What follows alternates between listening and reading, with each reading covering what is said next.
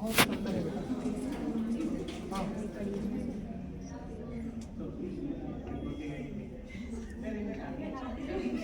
कभी बैकवर्ड को ओपन करते हो देखा? मैं हाँ कर दो देखा तो कोई दिक्कत नहीं, ज़्यादा अच्छा समझ में आ जाएगा। पूछ नहीं रहा हूँ मैं, ऐसे नहीं देखा है। चलो कोई नहीं। स्किन के जस्ट नीचे होता है आपका सबक्यूटेनियस टिश्यू, और सबक्यूटेनियस टिश्यू के नीचे होता है रेक्टस पड़ा होगा, एंटीरियर रेक्टस, उसके बाद में पोस्टीरियर रेक्टस, उसके बाद में पेरिटोनियम, और पेरिटोनियम के बाद पेरिटोनियल ऑर्गन्स।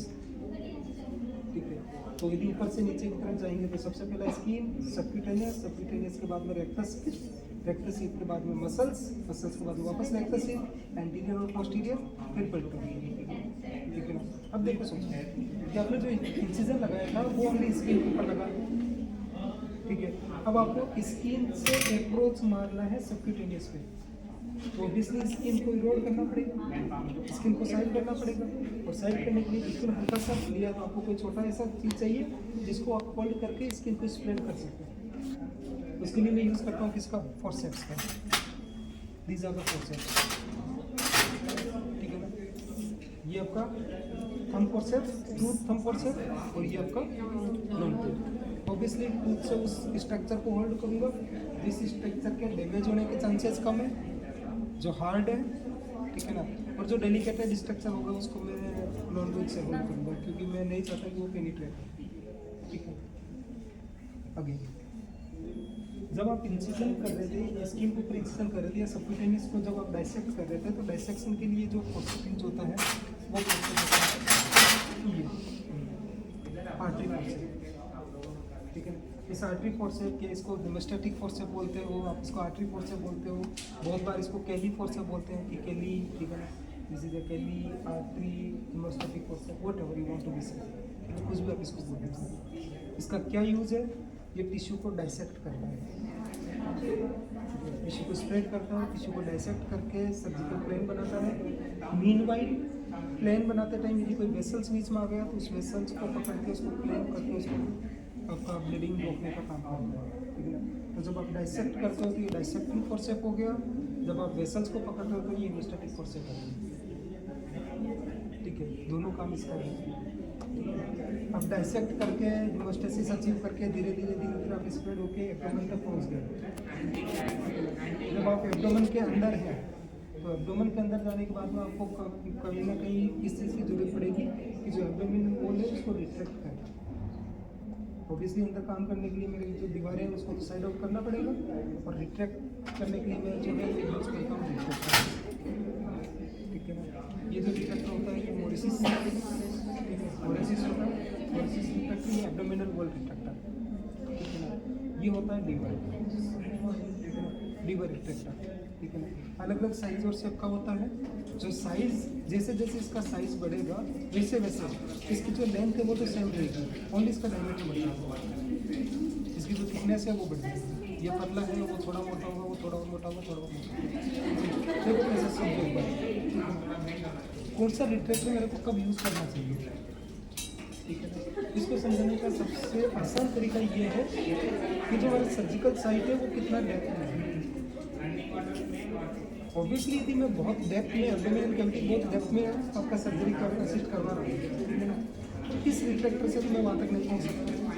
उसके लिए तो ऑब्वियसली मेरे को ऐसा कोई बड़ा चाहिए जो बड़ा है, लॉन्ग है, लंबा, तो वो अंदर तक चला जाए, ठीक है।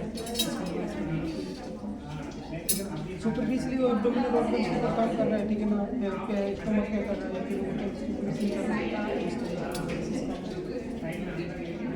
और भी ऊपर करने के लिए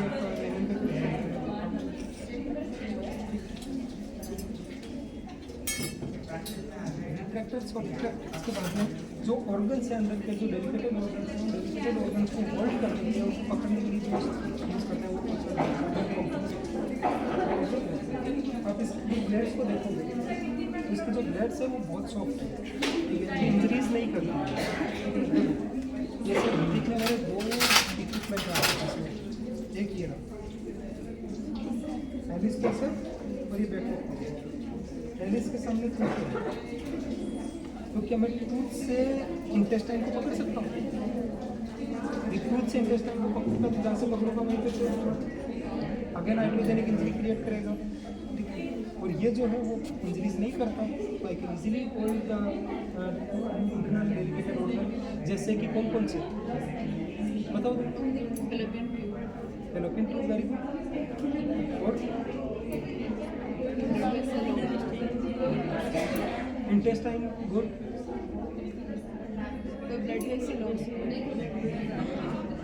ठीक है, ब्लड वेसल्स को आर्टरी से पकड़ सकते हैं प्रोस्टेटिक के लिए। हाँ,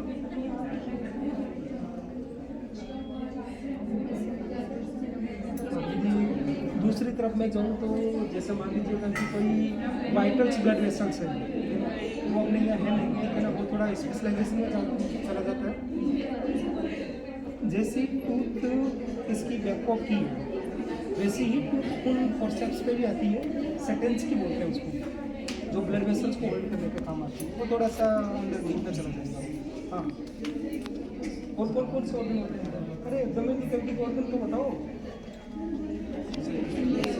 liver tissue, spleen tissue, your pancreatic tissues, appendix, intestine, ठीक है ना, ureters, bladder, fallopian tube, uterus, ठीक है ना, इन सबको मैं इससे इजीली होल्ड कर सकता हूँ क्योंकि ये नॉन इंजीरियस है, ठीक है। नॉन इंजीरियस है तो इंजरी को नहीं करता। ये क्या है? एलिस्पोर्स, ठीक है ना। ऑब्वियसली इसके सामने टूथ है, ठीक है ना, तो उस स्ट्रक्चर को पकड़ूंगा जो इसकी शार्पनेस को सहन कर सकेगा। समझ रहे हो ना, अपने ग्रुप में कहते हैं ना मजाक किसे की जाती है,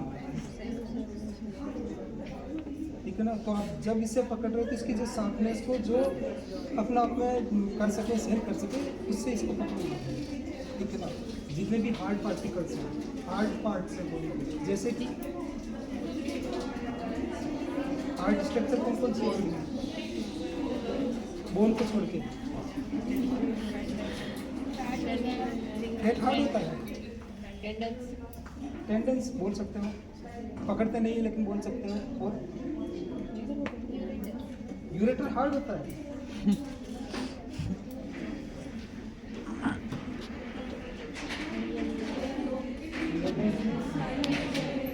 कार्टिलेज को होल्ड कर सकते हो। अभी बात किया था अपने एंटीरियर रेक्टस शीथ का बात किया था, पोस्टीरियर रेक्टस शीथ का बात किया था। You can hold to cartilage, you can hold to the ligaments as well, ठीक है ना। एंटीरियर रेक्टस शीथ को पकड़ सकते हो, पोस्टीरियर रेक्टस शीथ को पकड़ सकते हो। You can hold to skin as well, ठीक है ना। स्किन के अंदर भी आपका जो एपिडर्मिस वाला पार्ट है वहाँ से इसको एपिडर्मिस वाला जो पार्ट है वहाँ से इसको होल्ड कर सकते हैं। अनटिल और ऑलमोस्ट कॉस्मेटिक का कोई इशू नहीं है, ठीक है ना, इसको पकड़ सकते हैं इसको, ठीक है। इसके बाद में जो अगला इक्विपमेंट आता है जिसको आप पढ़ के आ चुके हो, नीडल होल्डर, ठीक है ना। टाई पाइप लगभग मेरे सब ऑलमोस्ट जानते होंगे, ठीक है। इसके बाद में आता है ये क्या है, कौन सा सीजर है? जो क्या है इसको एक और नाम है, फ्यूचर कटिंग, फ्यूचर कटिंग और टिश्यू कटिंग, दो फ्यूचर, दो जो यहाँ चलता है, ठीक है। बेसिकली ये जो सीजर है माइनो सीजर है, ठीक है ना।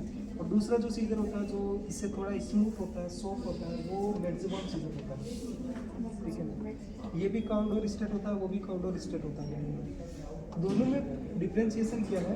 माइनो सीजर जो है वो बेसिकली यूज़ करते हैं टफ स्ट्रक्चर को काटने के लिए, जैसा किसी कार्टिलेज को आप काट रहे हो, ठीक है ना, आप रेक्टस शीथ के ऊपर आप काट रहे हो, ठीक है ना, या आप किसी तरफ स्ट्रक्चर के ऊपर आप डाइसेक्शन कर रहे हो तो उसको काटने के लिए ये वाला सीजर यूज है, ठीक है ना। मेड्ज़बॉन थोड़ा सा सॉफ्ट एंड डेलिकेटेड सीजर है, यदि उससे हार्ड चीज़ काटेंगे तो उसकी शार्पनेस चली जाएगी, इसीलिए जो जो डेलिकेटेड टिश्यूज है they can cut by the Metzenbaum scissor, ठीक है। अब बाई चांस, ठीक है, जो फ्यूचर मटेरियल है वो हार्ड होता है, टफ होता है, वो इससे काट रहे होते हैं तो इसको फ्यूचर कटिंग बोल रहे होते हैं। वैसे नाम इसका माइनो सीजर है, हार्ड चीज़ के साथ में ये है वो डायरेक्टली कनेक्ट करते हैं। सो ये सीजर, ठीक है। यह ये जो सेशन जो है बाइंड अप करता हूँ, ठीक है। किसी का कोई